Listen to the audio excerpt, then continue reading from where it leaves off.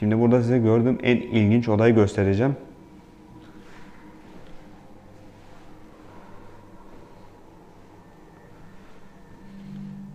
Çünkü bu oda Dostoyevski'nin meşhur kitabı Suç ve Ceza'nın sayfalarından oluşuyor.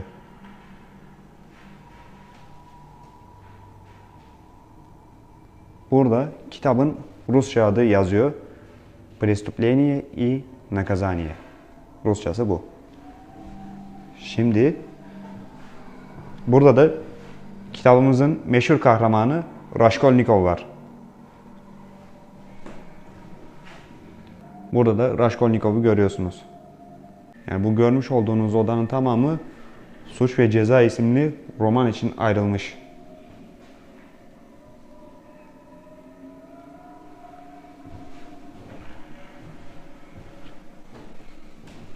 Şimdi de burada Dostoyevski'nin İgrok isimli romanı için ayrılan odayı görüyorsunuz. Burada da metinler var.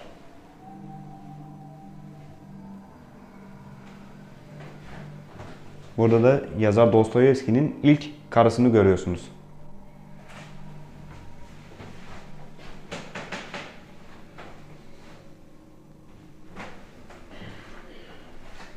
Şimdi burada da yazarın İdiot adlı eserini görüyorsunuz.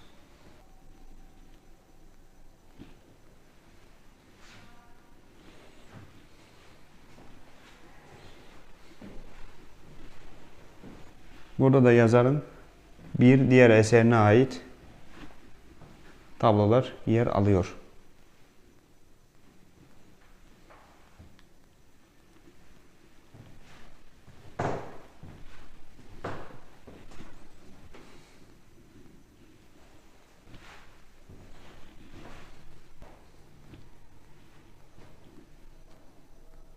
Az önce size bahsettiğim eserin adı B'si. Yazar Avrupa'da yaşadıktan sonra Petersburg şehrine döndü. Şimdi burada yazarın Karamazov Kardeşler isimli romanını yazdığı masayı görüyorsunuz. Masada da yine kullanmış olduğu malzemeler var. Bu görmüş olduğunuz yazarın kalemi.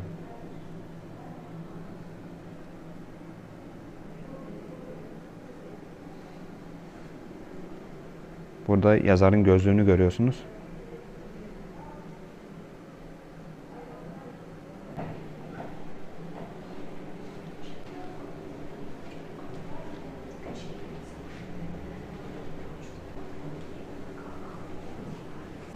Şimdi ikinci katta görmüş olduğunuz bu son odaya gideceğiz. Burada da çeşitli yazarların, sanatçıların portreleri var.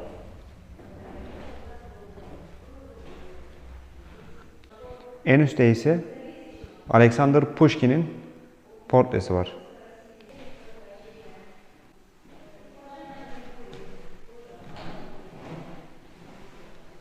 Şimdi burada da yazarın ölümünü anlatan eserler var, fotoğraflar var. Bu görmüş olduğunuz tüm malzemeler yazarın karısı tarafından toplandı.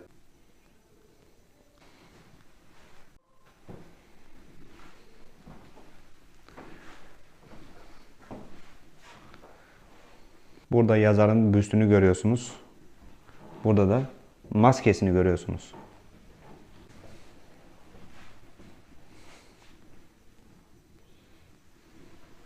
Burada da yazar Dostoyevski'nin kişisel eşyaları var.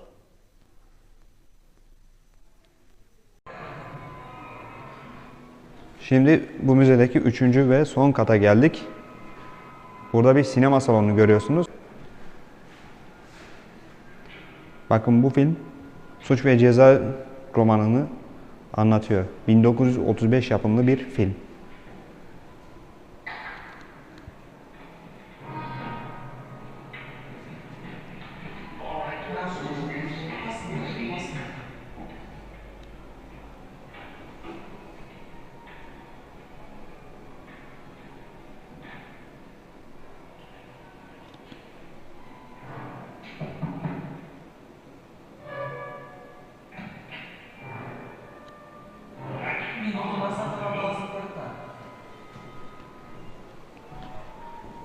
Şimdi burada da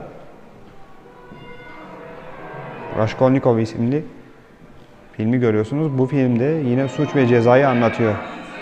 1923 yapımlı.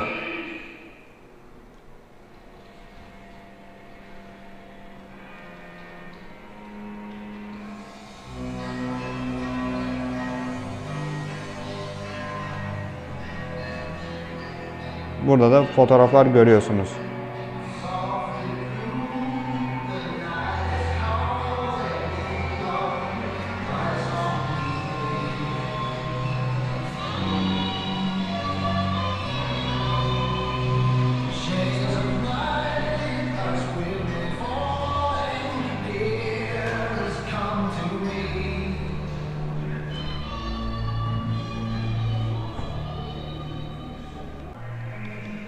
Şimdi diğer salona gidiyoruz.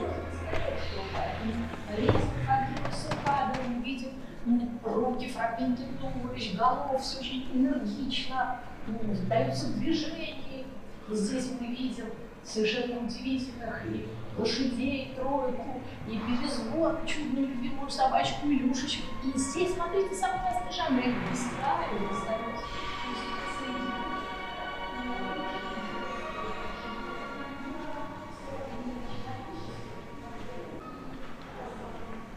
Şimdi burada yazar Dostoyevski'nin çeşitli dillere çevrilen kitaplarını görüyorsunuz.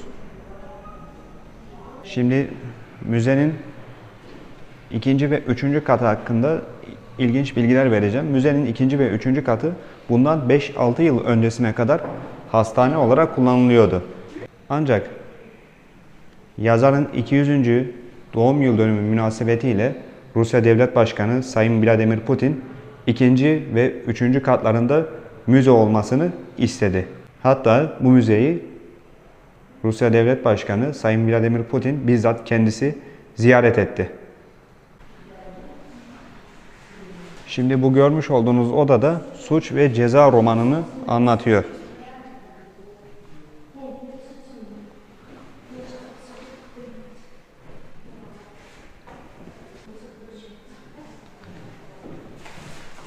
Ve hemen burada Suç ve Ceza romanının kahramanı Raskolnikov'un gençliğini görüyorsunuz. Size gösterdiğim şu an bu resimde.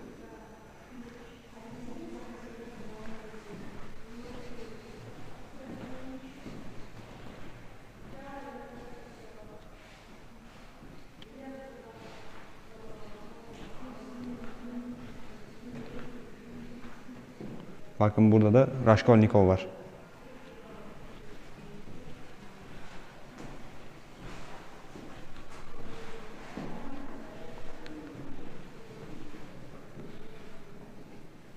Yani beni gerçekten çok etkileyen bir müze oldu ya.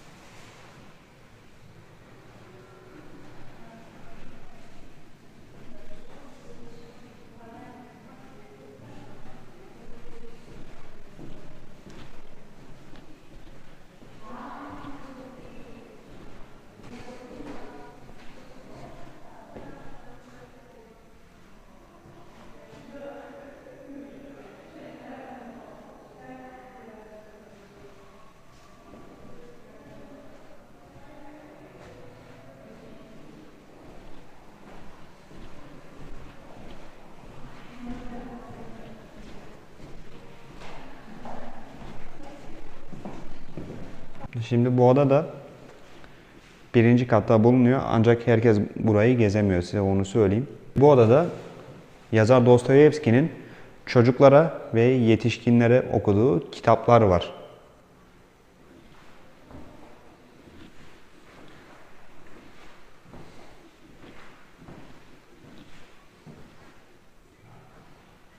Burada kitapları kulaklıkla dinleyebilirsiniz.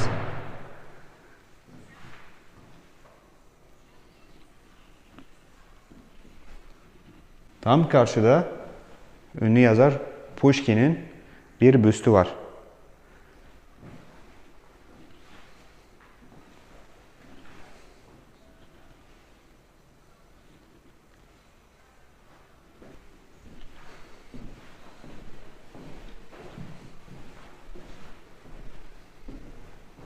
Bu arada burada çok ilginç süslemeli bir mobilya gördüm. Onu da size göstermek istiyorum.